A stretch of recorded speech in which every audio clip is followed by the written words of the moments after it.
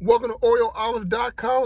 As you know, Oreo and olives don't mix, but the abstract thought of putting those two words together has enlightened me to create a channel to discuss various topics.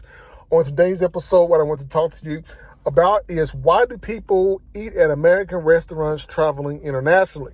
Now, for many of you that are new to the channel, I particularly love to travel to different countries, have traveled to a lot of countries in the past.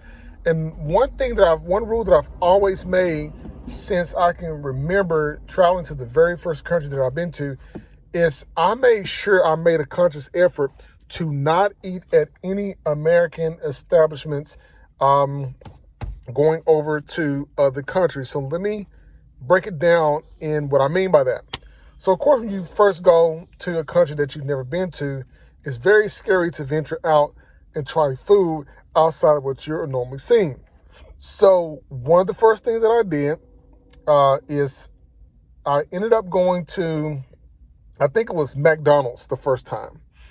And the difference is there, it was particularly in the Philippines, they have served rice and of course spaghetti was on the menu, which is very uncommon here in the States because they just don't serve it here. But once I saw that, I said, you know what? Before I leave this country, I want to be able to try some foods from another spot that we don't have back home, because once you leave that country, you may or may not see a type of restaurant like that again. So what I did from that point is I started going to different restaurants that I can find that I didn't have back home at the time of where I was living. And I was able to try different types of food. And so every day, 2 to 3 times a day, I was going out to eat, of course, when I was there in the Philippines, and I got a chance to try some different foods. And that's when I started learning how to eat sushi, because I remember eating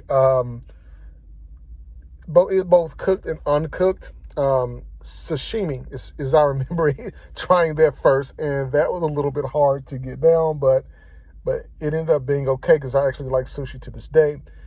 And just being there, what we did is a group of colleagues and I ended up going to this, what we thought was a resort. And this resort, to our eyes from America, we felt it was going to be very touristy, it's going to be very nice.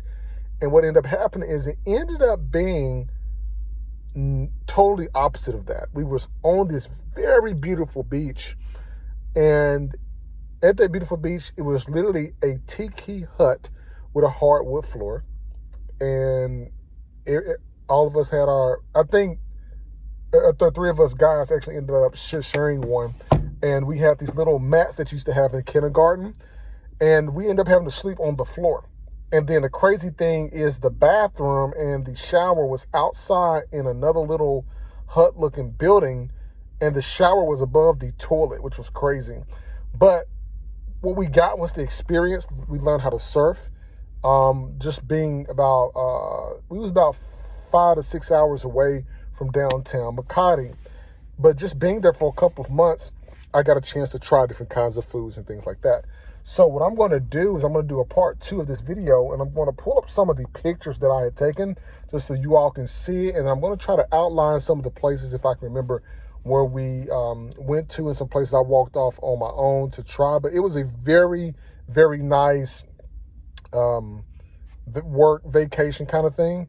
And so I'm going to definitely share that with you on the channel. But if you didn't pick up anything from this video, my word of advice is if you travel outside of the country, always try and steer towards food that you cannot get at your home or back home. So don't try McDonald's, Burger King, or any American chain. Try a chain that is specific, or something specific like a mom and pop place specifically in that country that you cannot get anywhere else. And from that point, you will elevate your palate and able to try many different international foods. So when you come back home, you have more than one option.